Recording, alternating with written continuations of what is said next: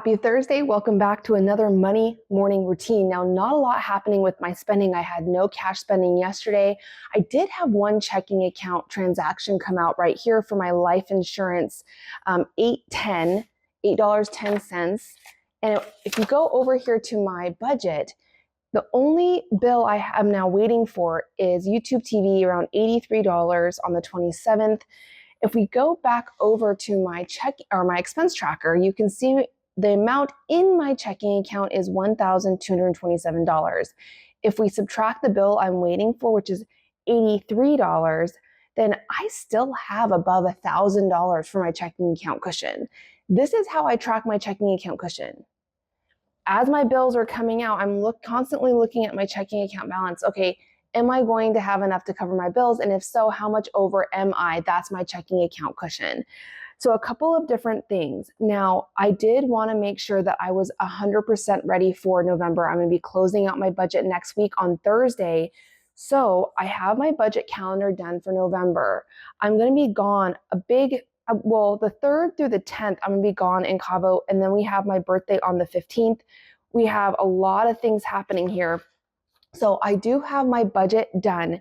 Now, I did make some changes to the amount of cash that I'm pulling out. My $100 I want to set aside for hay every month now going forward, just because with our little goats, they're going to eat a lot more with the colder weather. As I mentioned yesterday, that's how they stay warm, one of the ways. And so I needed to change that here. So that's all been done. I have my sticky note ready to bring down to the bank for the cash that I am pulling out to stuff my cash envelopes and any other savings challenges or sinking funds, which right now is only the hay and my 100 envelope challenge. Now, another thing that I wanted to look at is, as we are getting closer to the end of the year, one of the things I'm thinking about, and I mentioned this before, my sinking funds savings tracker.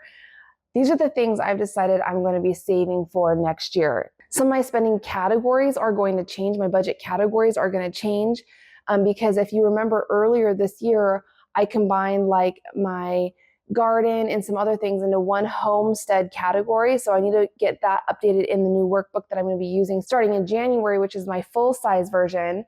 But it's also time in the new year to start sinking funds again.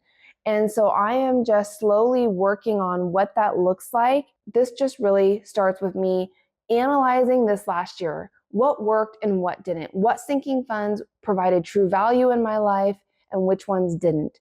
And so this is the list that I have come up for. If it's in pink, those are separate savings accounts at my credit union. I'm just going to make some online transfers now. I'm even debating, the reason I haven't highlighted these yet is because I'm debating on which ones I'm still going to save for in cash. Not only do you have to think about the amount that you're saving for your savings goals and your sinking funds, but how you're going to save the money. Where are you going to put the money and how are you going to spend it? I'm still thinking about that. One of the things, and I'm going to be releasing, I've been getting a lot of questions about this. Another thing I'm starting in January is our Savings Challenges Volume 1 book. This is a physical book that's shipped directly to your door. And I love it. There is 12 different challenges. You get everything you need for the savings challenges, the worksheet, any supporting material. There's even an envelope you can take out of the booklet and cut out. And then there's some really fun savings trackers in the back of the book that you can pull out. You can see here, each one of the worksheets you can actually rip out of the book.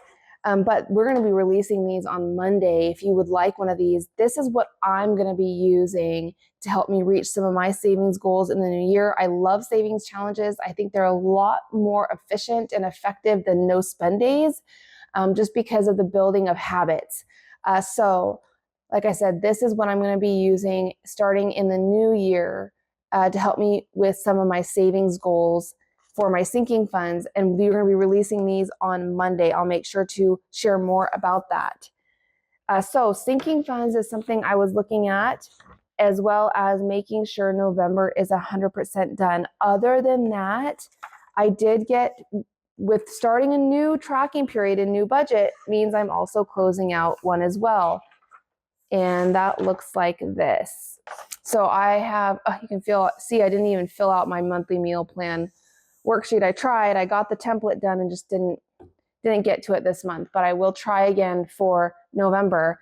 But I did prep and get my monthly budget category breakdown filled out as much as possible. I just have to fill in my monthly budgets and then just fill this out when I'm closing out my budget for October.